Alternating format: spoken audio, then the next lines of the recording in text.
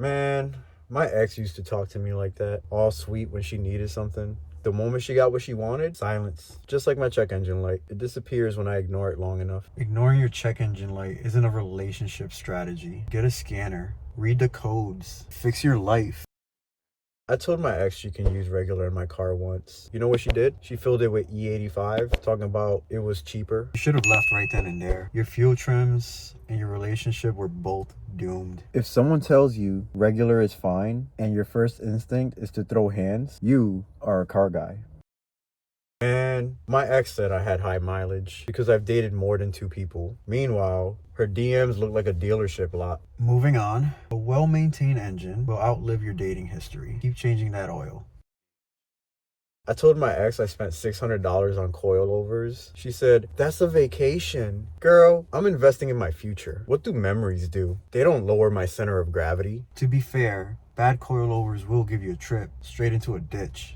This is it, the moment where an ad might play, changing the course of this channel forever. Here we go. Well, that was anticlimactic. When I smelled gas in my last relationship, I knew it was her texting her friend. We're not doing this today.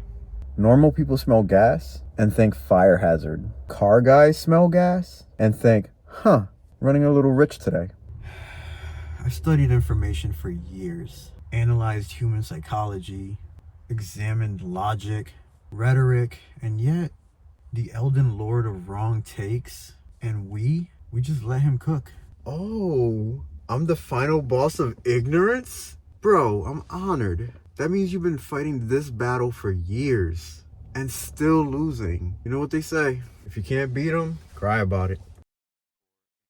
Bro, I spent 2 hours detailing my car, but can't remember the last time I ironed a shirt. Well, at least one of you is ceramic coated.